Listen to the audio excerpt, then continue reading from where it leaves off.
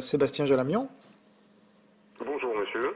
Alors donc vous êtes le président d'une nouvelle association qui s'appelle, ou le porte-parole, je ne sais pas, vous avez précisé, d'une association qui s'appelle Andel, euh, Oui, et qui est une association pour la liberté d'expression. Alors, oui. En fait, donc il s'agit de l'Association nationale de défense égalitaire de la liberté d'expression, ANDEL, ouais. qui a pour vocation, comme son nom l'indique, à défendre la liberté d'expression, qui est, selon nous, une liberté fondamentale qui recule dans notre pays au vu du politiquement correct et de ceux qui le défendent. Utilisons nos lois pour mieux faire reculer nos libertés individuelles. Et alors est-ce que vous pouvez vous présenter vous-même? Donc vous êtes le président? Je suis le président de cette association qui est en fait un mouvement citoyen né du constat que je vous ai décrit précédemment. Et la particularité de notre association, c'est que nous avons pris cette initiative sans même nous être jamais rencontrés. Nous sommes tous des internautes qui partagions les mêmes idées et les mêmes valeurs, et nous avons décidé de passer à l'action, tout simplement. Très bien. Alors est-ce que vous vous êtes fixé des objectifs précis dans le temps? Dans le temps, non, puisque justement, comme cela est précisé dans nos statuts, notre association est créée pour une durée illimitée, mais nous nous sommes fixés des objectifs très clairs et très précis, notamment d'assurer la défense de toute personne qui serait impliquée dans une affaire la mettant en cause suite à des expressions qu'elle aurait pu faire publiquement ou non et par tout moyen. Prenons un exemple, il y a eu de cela quelques mois, un internaute s'est vu renvoyé devant le tribunal correctionnel à Strasbourg pour avoir parodié des islamistes sur une vidéo YouTube, en déchirant notamment des pages du Coran, en faisant des avions, enfin bref, quelque chose qui a été perçu comme blasphématoire et en tout cas sous la qualification d'incitation à la haine envers une communauté en raison de son appartenance à la religion musulmane. Il s'est vu donc déféré devant le tribunal correctionnel. Ce jeune homme, qui avait une trentaine d'années donc au moment des faits, a été relaxé par le tribunal, mais il n'empêche qu'il a dû payer des frais d'avocat, il n'empêche qu'il a été inquiété, et donc en face de lui, il avait des associations reconnues d'intérêt public, notamment la LICRA pour ne pas la citer, et également un avocat représentant la mosquée de Strasbourg. Mais lui n'était défendu par personne. Et bien maintenant, cela va changer, car notre association a pour vocation de défendre ces individus. Donc vous êtes des avocats ou c'est... Nous avons des avocats au sein de l'association, notamment maître Gabriel Versini-Bulara, qui est avocat spécialisé en droit des victimes, avocat à la Cour et inscrit au barreau de Lyon. Nous en avons d'autres avec lesquels nous sommes en pourparlers, mais nous-mêmes n'exerçons pas la profession d'avocat. Nous avons des profils divers. Nous avons un artisan forgeron, nous avons donc une comptable, nous avons une employée, nous avons un jeune retraité et moi-même qui suis fonctionnaire. Donc vous voyez, nous sommes issus vraiment de la société civile, d'horizons complètement différents, et simplement ce qui nous a rapprochés, c'est le constat que je vous ai décrit précédemment, et qu'on ne peut pas accepter dans notre démocratie, dans notre société, que nos valeurs fondamentales, et notamment la liberté d'expression, qui est quand même inscrite dans notre Constitution, soient à ce point remises en cause par telle ou telle communauté, quelle qu'elle soit d'ailleurs. Il ne s'agit pas non plus de défendre les intérêts particuliers de telle ou telle communauté. Bien au contraire, notre combat, c'est lutter contre le communautarisme grandissant dans notre pays, qui a pour effet direct et immédiat de voir reculer nos libertés fondamentales, qui, je le rappelle, datent quand même de 1789, et qui n'ont pas été acquises de manière aisée, dirons-nous. Et alors, est-ce que vous allez vous en prendre aux conséquences ou aux causes? Et d'ailleurs, selon vous, quelle est la principale cause de la censure aujourd'hui en France? Alors, la censure, aujourd'hui en France, elle ne porte pas vraiment son nom, puisqu'elle se traduit dans les faits par l'utilisation de lois en vigueur, et justement, notre action ne sera pas simplement d'agir après coup, mais aussi en amont, c'est-à-dire de modifier les dispositions législatives qui sont utilisées pour poursuivre de facto des personnes qui auraient, soi-disant, incité à la haine ou à la discrimination. C'est-à-dire concrètement, vous voulez faire abroger des lois? C'est notamment le cas de la loi qui est utilisée, c'est la loi sur la liberté de la presse, qui date de 1881, c'est-à-dire si elle commence à dater et si elle nécessiterait d'être adaptée à la réalité des modes de communication actuels. Et donc, pour cela, nous entendons agir auprès des politiques et particulièrement du législateur, que sont les députés, de manière à ce qu'ils adaptent ces dispositions à la réalité de notre société, tout simplement. C'est-à-dire concrètement, est-ce que vous voulez abroger les lois Alors, pas abroger. Abroger, ce serait quand même... Il faut que la liberté d'expression soit limitée d'une certaine manière. On ne peut pas tout dire, on est bien d'accord avec cela. Il ne s'agit pas non plus de défendre la liberté d'expression absolue, mais tout simplement telle qu'elle a été pensée et voulue par ceux qui ont créé notre Déclaration des droits de l'homme et du citoyen. Oui, mais justement, en 1789, il n'y avait pas la loi Guesso, il n'y avait pas la loi Pleven, il n'y avait pas la loi Lelouch, il n'y avait pas toutes ces lois, justement, qui limitent la liberté d'expression. Donc, vous n'êtes pas pour leur abrogation? Si, mais l'abrogation uniquement de ces dispositions-là qui limitent la liberté d'expression. Ah oui, c'est ça ma question. Bien entendu, des dispositions qui répriment les abus de cette liberté. Oui, c'est ça. Donc, en gros, évidemment, vous vous référez au droit commun pour les conséquences de la liberté d'expression, mais pour la liberté d'expression elle-même, si je vous comprends bien, vous dites quand même qu'on peut tout dire à condition d'en supporter les conséquences. Absolument. Et aussi, il y a quand même un déséquilibre, je voudrais aborder ce point si vous le permettez, Ouais. entre la possibilité qu'ont certaines associations reconnues d'utilité publique, enfin d'intérêt public plus précisément, les associations qu'on appelle communément les associations antiracistes, Ouais. que sont la LICRA, SOS Racisme, le MRAP et autres, qui se sont vus en fait accorder la possibilité précédemment de se greffer à des procédures en cours et de se constituer partie civile. Elles ont désormais la possibilité de déposer plainte, ce qui est quand même une grande nouveauté, puisqu'elles se voient attribuer le rôle de gendarme en quelque sorte, et elles pourront, à leur initiative, diligenter des procédures à l'encontre de particuliers. Je crois que c'est ce qu'on a vu à l'occasion de l'affaire Zemmour, là, récemment. C'est, je ne sais plus quelle association, je crois SOS Racisme qui a porté plainte, non?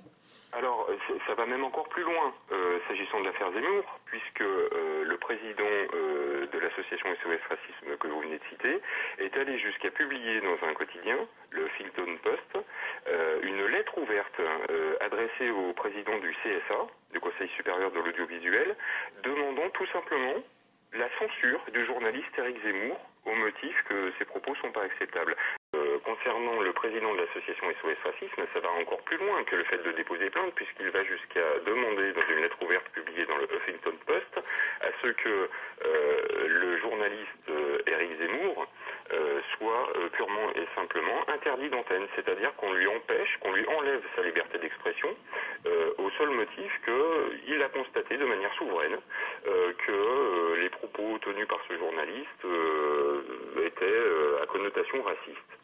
Bien, mais alors nous en sommes à un point où un président d'association peut censurer purement et simplement ou demander au Conseil supérieur de l'audiovisuel de censurer tel ou tel journaliste, mais ce n'est pas du tout conforme à nos principes ni à nos valeurs. Ouais, enfin, c'est son droit de pouvoir s'exprimer lui aussi dans l'espace public. Alors absolument, il a le droit de s'exprimer, mais là en l'occurrence il ne s'exprime pas, il demande ouvertement à une institution, qui est le Conseil supérieur de l'audiovisuel, de censurer quelqu'un qui s'exprime. Oui, mais c'est son droit aussi.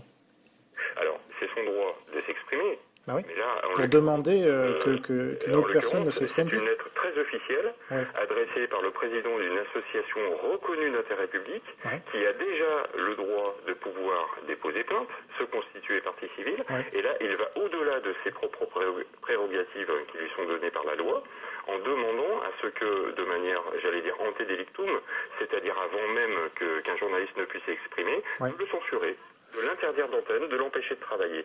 Et cela, je pense que c'est attentatoire à nos libertés individuelles. Mais disons que ça n'a pas de conséquences directes, c'est-à-dire que c'est pas parce que SOS Racisme se fend d'une lettre que automatiquement Éric Zemmour est viré, vous voyez? Alors, dans l'hypothèse où l'on ignore que l'association SOS Racisme est une association politisée. Oui, ça, on l'ignore pas. Ils ont un écho, ils ont une aura, ils ont effectivement, non, on ne peut pas dire que ça n'a pas de conséquences directes. Bah, disons ce qui a une conséquence directe, là je vous rejoins, c'est le fait que la loi leur permette d'ester en justice. Ça, c'est pas normal. Au nom de gens qu'ils prétendent représenter, alors que ce sont des apparatchiks, quoi. Mais de là, les empêcher eux-mêmes de s'exprimer dans les médias, non, parce que ça serait contraire à vos valeurs. Ah non, mais je n'entends pas empêcher le président des SOS Racisme de s'exprimer, bien entendu, bien au contraire. Mais il s'agit de réagir à son expression. Ah bah de réagir, oui.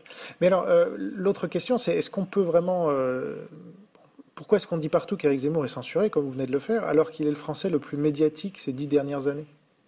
Alors, s'il est aussi médiatique que ça, c'est qu'il y a une raison. Est-ce que c'est pas justement la cause de ce qui lui arrive actuellement? Est-ce que justement ce n'est pas un homme qui, par sa parole, dérange? Mais qu'on soit d'accord ou non avec ses idées, avec ses arguments, avec ses positions, qu'elles soient politiques, qu'elles soient sociétales, c'est une chose. Mais qu'on l'empêche de pouvoir les exprimer, c'en est une autre. Oui, mais on l'empêche pas, puisque, comme je vous le dis, je le répète, il est le Français le plus médiatique de tous les Français de ces 10 dernières années. Permettez-moi d'être en désaccord avec ce que vous venez d'affirmer. Ah bon? Il vient d'être renvoyé de la chaîne de télévision où il travaillait, en l'occurrence ITélé. Et alors, ça change le fait qu'il est le Français le plus médiatique ces 10 dernières années? Non, ça Ah ne bon? change rien. Ben voilà. C'est-à-dire qu'il Donc, ne peut plus l'être, en tout cas, dans la chaîne où il avait un contrat. oui, mais si vous voulez, ça C'est déjà un premier pas vers la censure. Non, mais Moi, donc vous êtes pour l'interdiction. Comment? Vous êtes pour l'interdiction qu'une chaîne se sépare d'un de ses employés? Ah non, après ça peut... c'est ce ça qui peut s'est passé nécessiter pourtant. des contentieux. Je ne suis pas pour l'interdiction qu'une chaîne se sépare de son employé. Bah, c'est ce qui Pour s'est passé. l'interdiction du motif pour lequel elle s'en sépare. Renvoyer un homme par rapport à ses idées politiques, ou par rapport à ses idées qui dérangent, ou parce que tel ou tel lobby, parce qu'il faut bien le reconnaître, il existe des lobbies qui peuvent faire pression auprès des décideurs, que sont les dirigeants de chaînes de télévision, qui ne sont pas si libres que ça. On parle beaucoup de la liberté de la presse, mais en réalité, ça mériterait un débat sur la question. Notre presse est-elle si libre que ça? Je n'en suis pas certain. Mais au-delà de l'affaire Éric Zemmour, pour en revenir à l'association Mondel, ce n'est pas ce qui a motivé la création de l'association, mais c'est un des sujets sur lesquels on s'offusque. Ouais. Par exemple, nous, on a publié une liste de 300 auteurs sous-médiatisés. Donc des gens, le premier de la liste, il a publié 110 livres, et il n'a jamais été invité nulle part en radio publique ou en télévision publique. Il s'appelle Philippe Randa. Normal, effectivement, oui. Est-ce que ça, c'est pas plutôt quelqu'un qu'il faut défendre, plutôt qu'Éric Zemmour, qui, encore une fois, qui passe partout?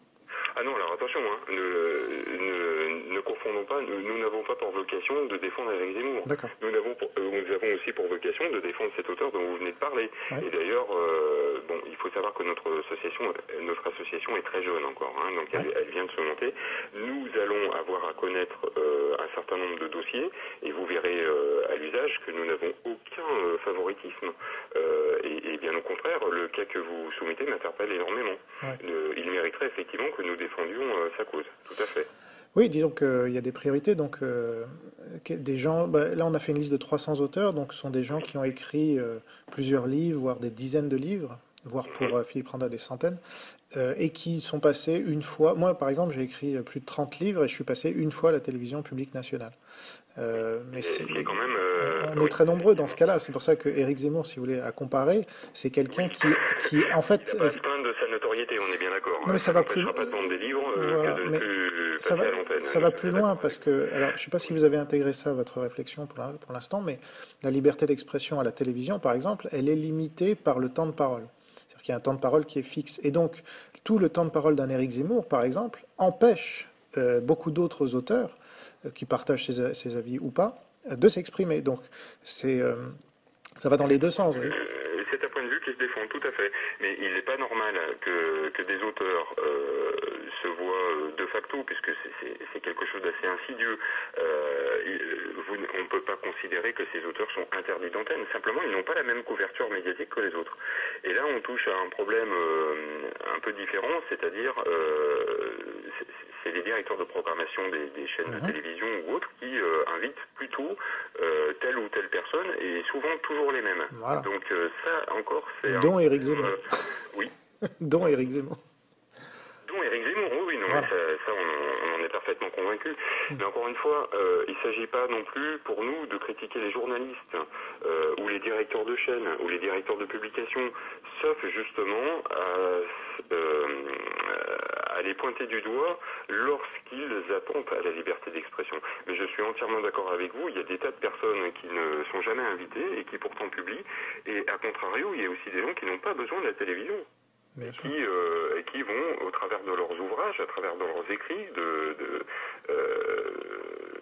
donc, parce que la question que je vous pose, c'est dans quelle optique vous êtes, pour bien qu'on vous connaisse et qu'on vous comprenne. Est-ce que vous êtes dans... Donc on comprend, vous êtes plus dans l'offensive que dans le témoignage. Vous n'êtes pas juste là pour dire, voilà, c'est pas normal, il n'y a pas de liberté d'expression. Vous voulez vraiment agir sur la réalité des faits en faisant des choses plus offensives. Donc est-ce que vous allez, par exemple, inciter les gens à prendre la parole sur les radios participatives? Alors, ce genre d'action peut utilement, d'ailleurs c'est dans nos statuts, peut utilement être mené. Nous envisageons d'organiser des conférences sur la thématique de la liberté d'expression. Nous envisageons de réagir en fait à l'actualité, c'est-à-dire d'être vraiment au plus proche de ce qui se passe relativement à la liberté d'expression. Nous avons pour vocation première tout de même d'agir sur le plan juridique, comme je l'ai expliqué en amont, soit en essayant autant que faire se peut que notre législation soit réformée de manière à coller au mieux à la réalité de nos modes d'expression actuels, mais aussi en assurant la défense des personnes qui seraient inquiétées pour s'être exprimées sur tel ou tel sujet, de manière infondée selon nous. S'agissant de défendre le sujet dont vous parlez, ce n'est pas une priorité pour nous, mais c'est quelque chose qui rentre complètement dans notre champ d'action, effectivement. Est-ce que vous avez l'intention de construire, par exemple, des outils factuels et rationnels? Parce que souvent, le problème dans la liberté d'expression, c'est qu'on a des impressions. On pense qu'un tel ou tel courant n'est pas médiatisé alors qu'il l'est, ou inversement. Est-ce que donc vous avez prévu de construire des outils rationnels et factuels pour permettre à chacun d'identifier clairement où se situe réellement la censure aujourd'hui? Alors justement, c'est le genre de choses qu'on peut aborder dans le cadre de conférences que nous envisageons d'organiser avec des spécialistes de la question. Jusqu'où peut-on tout dire? On pourrait poser la question comme ça. Il faut remettre à plat ce sujet. Je pense qu'aujourd'hui, il y a un certain nombre d'abus, et ce n'est pas de la liberté d'expression dont on abuse, mais de tous les outils qui ont été conçus pour la restreindre. Ouais. Mais est-ce que, parce que des conférences sur ce sujet ou des émissions de télévision, peut-on tout dire, etc., il y en a eu des centaines, mais le problème c'est que ça n'avance pas. Moi je vois, je suis un des rares à faire le travail, des listes d'invités par exemple, pour savoir qui est invité, combien de fois, est-ce que les gens sont coupés ou pas quand ils parlent, est-ce qu'ils peuvent faire des tunnels, etc., etc. Ça c'est très factuel, c'est très rationnel. Vous avez compris tout l'intérêt de la création de notre association. Les choses n'avancent pas parce qu'on peut en débattre autant qu'on veut. Dès l'instant que rien n'est fait sur le plan judiciaire, rien ne changera. Et notre vocation est d'agir sur le plan judiciaire. Comme vous pouvez le constater, sur notre logo, nous avons une balance, symbole de la justice, ce n'est pas pour rien. Ah très bien, donc je comprends mieux votre action. Et donc, concrètement, donc comment vous allez vous y prendre si votre but c'est d'abroger les lois Guesso ou Pleven, comment vous allez vous y prendre? Alors, comme je vous l'ai dit, dans notre pays, vous le savez comme moi, les lois sont votées par nous, députés. Agir auprès des députés, agir auprès des hommes politiques, auprès des partis, s'il le faut, pour qu'ils soient à l'origine de projets de loi, pour modifier notre législation, dans un premier temps, sensibiliser l'opinion publique, c'est un deuxième point, et enfin, par nos combats que nous espérons gagner sur le plan des poursuites judiciaires, devant les juridictions, devant les tribunaux, nous espérons justement attirer l'attention sur le problème actuel. Et vous pensez pas que ça va prendre 40 ans, ça? Alors, ça risque de prendre du temps. Je ne vais pas vous promettre que dans 6 mois, nous aurons réglé le problème. Mais nous avons au moins le mérite de nous constituer, d'exister, et d'avoir cette volonté irréfragable d'aller jusqu'au bout. Nous ne lâcherons rien. Nous ne lâcherons rien. Bien sûr, mais en attendant, si ça prend 40 ans, par exemple, admettons, tout ce temps-là... Très honnêtement, je n'espère pas. Ah ouais, bien sûr, non, mais il faut... que nous aurons des résultats beaucoup plus rapides, parce que 40 ans, c'est quand même une échelle de temps que nous n'avons pas envisagée quand nous nous sommes constitués en association. Nous espérons obtenir des résultats vraiment rapides. S'agissant de défendre tel ou tel justiciable qui serait de manière indue poursuivi devant un tribunal, ça ne va pas prendre 40 ans. Non, ça c'est rapide, mais demain, ça je suis d'accord avec vous.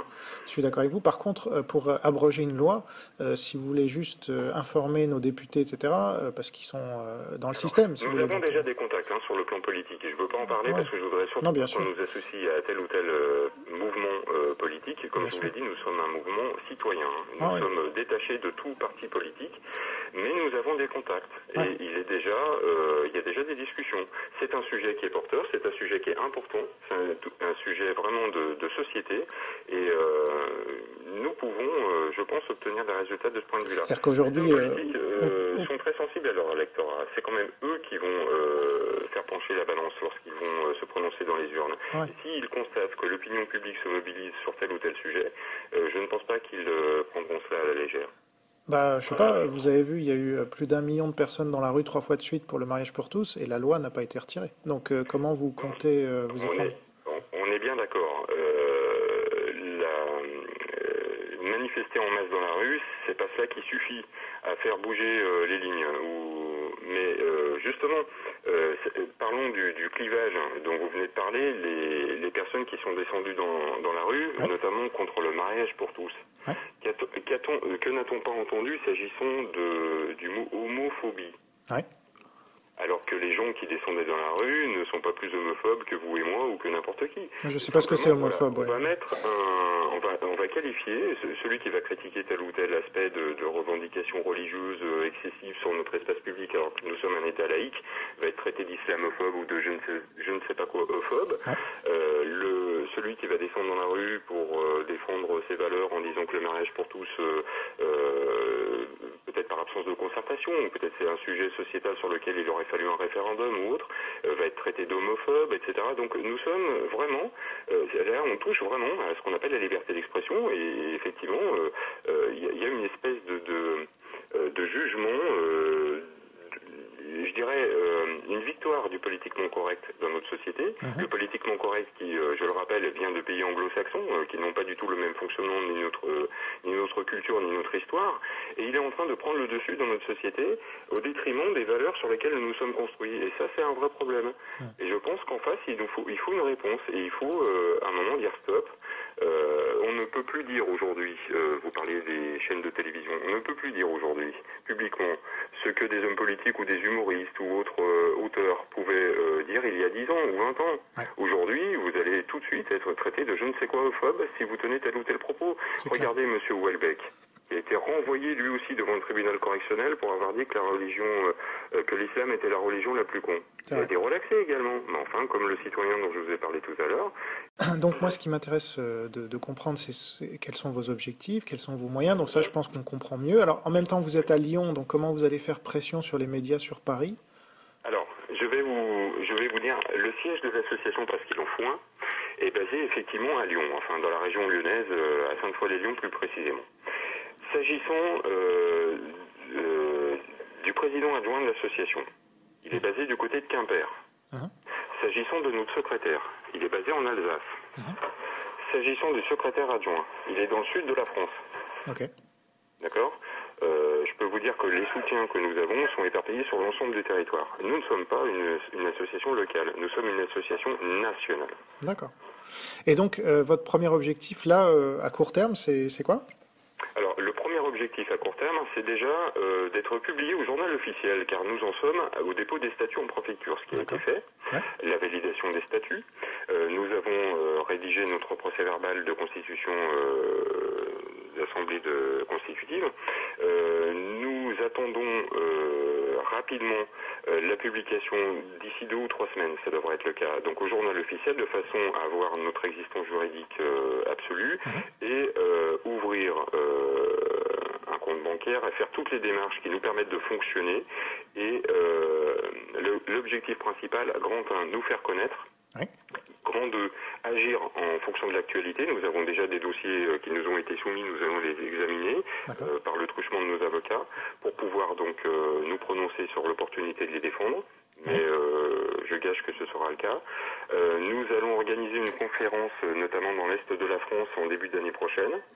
Nous allons agir partout où cela est possible pour pouvoir nous développer, car une association naissante, avant d'agir, il faut aussi qu'elle regroupe un certain nombre d'adhérents. Donc il va falloir que nous nous fassions connaître le plus largement possible. Et je dirais que ce sont vraiment les premiers objectifs de notre association. Très bien. Bah, écoutez, on vous souhaite bon vent parce qu'il y en a besoin. Je crois qu'il n'y a pas d'autres associations de ce genre pour l'instant en France. À ma connaissance, nous sommes les premiers. J'espère que d'autres suivront, mais si ça pouvait être des associations qui nous rejoignent, ce serait pas plus mal. Ouais, donc nous, on va vous soutenir là déjà, enfin, on va vous Merci. faire connaître, parce qu'Enquête et débat, c'est justement le média de la liberté d'expression et de l'ouverture d'esprit, donc c'est normal. Et on attend ça, effectivement, on peut pas tout faire nous-mêmes, donc on est ravis quand des gens prennent les choses en main. Je pense que la mission est assez compliquée, parce que tout de suite, dès qu'on parle de liberté d'expression, effectivement, on Le est très... sujet est très large, hein, est très vaste, Alors, il englobe un certain nombre voilà. de thématiques. Comme je vous l'ai dit, nous on va vraiment s'axer sur d'abord, en tout premier lieu, sur l'aspect judiciaire Ouais. de la question. Et ça, c'est très bien, mais on va vous accuser évidemment de... Parce que souvent, l'amalgame est fait entre ceux qui défendent la liberté d'expression et les causes de ceux dont la liberté d'expression est limitée. Ah oui, mais Donc, on s'y attend, voilà. on s'y attend, on s'y prépare. Ouais, vous êtes prêts à ça? Ah oui, Bon, bah. évidemment, on a conscience de cela, mais c'est pas un problème. Qu'on nous accuse, plus on nous accusera, plus on fera reculer les lignes. Bon, bah écoutez, ça fait plaisir d'entendre ça. Et donc, bah, bon courage à vous, et puis Merci beaucoup. on se tient au courant pour la suite. Euh, Oui, C'est un plaisir. est-ce que vous avez un site internet sur lequel on Le puisse... site internet est en cours de création. Nous sommes obligés d'attendre la publication au journal officiel pour le mettre en ligne. On vous en dira plus, mais je peux déjà vous dire que son adresse sera andel.org. Voilà, c'est ça, donc andele.org. Absolument, mais on ne peut pas le mettre en ligne car il nous faut attendre en fait la personnalité juridique, donc la publication au journal officiel. Tout à fait. Et ça ne saurait tarder, on vous tiendra informé, ne vous inquiétez pas. Très bien, Sébastien Jalamion, merci beaucoup. Merci à vous, au revoir. Au revoir.